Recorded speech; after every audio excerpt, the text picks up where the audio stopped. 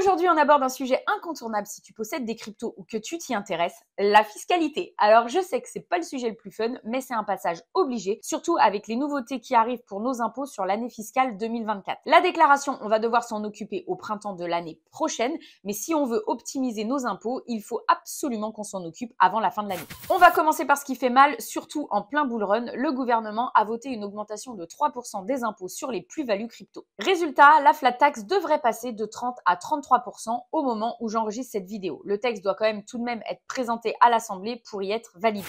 Ce que tu fais maintenant, disons d'ici la fin de l'année 2024, aura un impact direct sur ce que tu devras payer l'année prochaine. Autrement dit, il ne te reste que quelques jours pour optimiser ta déclaration fiscale et réduire le montant de tes impôts. Dans cette vidéo, je vais t'expliquer ce qui a changé en fiscalité crypto, ce que tu dois absolument déclarer, combien tu risques de payer et surtout comment payer le moins d'impôts possible, mais toujours en toute légalité. Si tu ne me connais pas encore, je m'appelle Virginie, je te souhaite la bienvenue sur cette chaîne et je t'invite à t'abonner pour activer la petite cloche pour ne rater aucune des prochaines vidéos. Avant de te partager mes astuces qui pourraient te faire économiser des centaines, voire des milliers d'euros, et parce que je sais que la fiscalité c'est quand même un petit peu prise de tête, je t'annonce qu'on a mis à jour notre guide d'optimisation fiscale. Dedans, tu trouveras tout ce qu'il faut pour comprendre les règles fiscales, mais surtout pour optimiser ta déclaration. Le lien est en description, alors n'hésite pas à le télécharger. Et je tiens tout particulièrement à remercier l'équipe de Waltio qui a validé le contenu de cette vidéo, ainsi que celui du guide et de notre newsletter qui paraîtra dimanche prochain. Merci à eux pour leur expertise et leur soutien. D'ailleurs, si tu ne connais pas encore Waltio, laisse-moi rapidement te présenter cet outil. Waltio, c'est une solution qui t'aide à préparer ta déclaration fiscale crypto.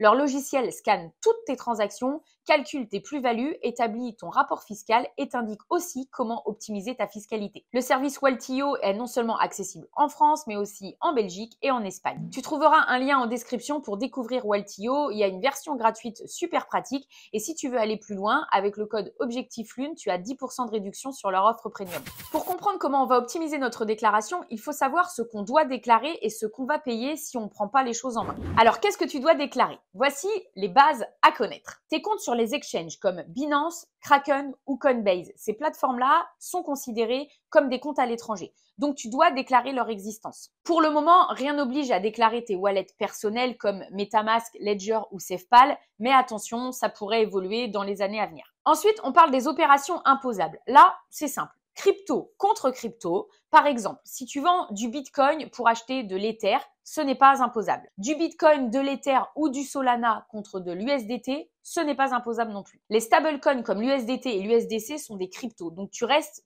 en crypto contre crypto, c'est OK. Crypto contre autre chose. Alors là, si tu retires sur ton compte bancaire, si tu paies avec une carte crypto ou si tu achètes un billet d'avion par exemple, là, c'est imposable.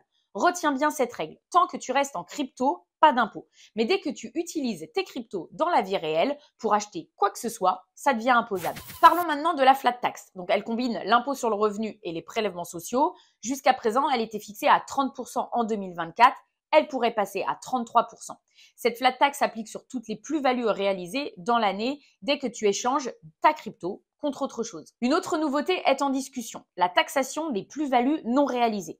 Oui, tu as bien entendu. L'idée serait de taxer sur la valeur de tes cryptos, même si tu ne les as pas vendus ou utilisés dans la vraie vie. Ce n'est pas encore voté, c'est juste une proposition qui reste sur la table. Le jour où Bitcoin a franchi la barre des 100 000 $, Nayib Bukele, le président du Salvador, a affiché 333 millions de dollars de plus-value non réalisée. Voilà qui aurait pu contribuer à combler le déficit national. Si entre-temps la fiscalité évolue, le guide d'optimisation sera mis à jour. C'est plus facile et plus rapide de faire évoluer ce type de contenu qu'une vidéo YouTube et ça, je pense que tu en as conscience. On te tiendra au courant via la newsletter ou sur le canal Telegram et tous les liens sont en description de la vidéo. Tu trouveras également dans le guide le calcul de la plus-value imposable. Je ne vais pas rentrer dans les détails dans cette vidéo. On est là pour parler optimisation. Pour résumer, il faut retenir deux choses. Tu es imposé sur les échanges de crypto contre autre chose que de la crypto et selon la plus-value établie au cours de l'année fiscale. Avant de te partager les deux solutions principales en matière d'optimisation fiscale, eh bien, je tiens à te préciser que je ne suis pas conseillère fiscale, je ne suis pas fiscaliste. Cette vidéo est mise en ligne à des fins éducatives.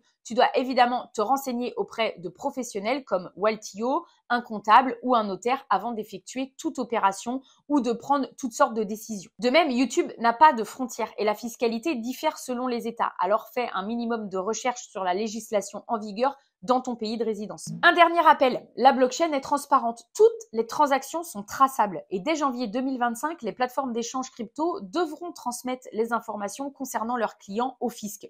Donc, je te recommande de jouer le jeu de la carte de la transparence parce que imaginer que tu peux passer sous les radars, c'est une très mauvaise idée. On arrive enfin au meilleur moment de la vidéo. Voici les 2 moyens 100% légaux pour réduire ton impôt. 2 stratégies simples mais tout à fait efficaces. Tu vas créer de la moins-value. Alors oui, je sais, c'est une année de bull run et c'est pas le plus facile à faire. Mais écoute bien, si certaines cryptos de ton portefeuille sont en perte, tu peux les vendre avant le 31 décembre pour réduire tes plus-values imposables. Je te donne un exemple. Sur ton année 2024, tu as une perte de 500 € et sur ton année 2025, tu as une plus-value de 500 €.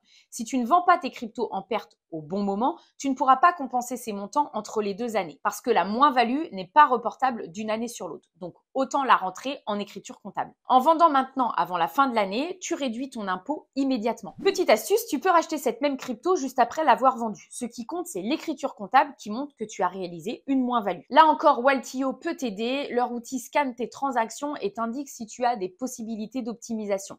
Il va te dire quelle crypto tu dois vendre pour créer de la moins-value et réduire ton impôt. Avant de passer à la deuxième solution, je me permets de solliciter ton soutien. S'il te plaît, si tu aimes ce contenu, eh bien abonne-toi, active la petite cloche et laisse un like, c'est important pour moi et je t'en remercie. La deuxième solution, c'est de faire un don à un proche. Alors tu considères ça comme tu veux, mais moi, mon papy, il me disait toujours, on n'a jamais vu un coffre-fort suivre un cercueil. Tu peux donner des cryptos à un proche comme à tes parents, à tes enfants ou à une lignée plus éloignée. Il y a cependant quelques conditions. Par exemple, pour un enfant ou un parent direct, tu peux donner jusqu'à 100 000 € tous les 15 ans sans droit de succession. En revanche, si la personne qui reçoit la crypto la revend avec une plus-value, elle devra payer les impôts correspondant à cette plus-value. La blockchain te permet de garder une trace du don, donc pas d'inquiétude si tu dois prouver cette transaction des années plus tard. Et pour être sûr de tout bien faire, surtout s'il s'agit de montants importants, bien vraiment, je te conseille de consulter un notaire ou de demander conseil à Waltio. On arrive à la fin de cette vidéo. J'espère que ces conseils t'auront aidé à y voir plus clair. L'univers de la crypto-monnaie, c'est extrêmement vaste et il regorge de subtilités en matière de fiscalité. Ce serait trop lourd et trop pointu de tout te détailler dans une vidéo d'une dizaine de minutes. Que faire des revenus de stacking? Comment déclarer les airdrops? Comment fonctionne la fiscalité des NFT?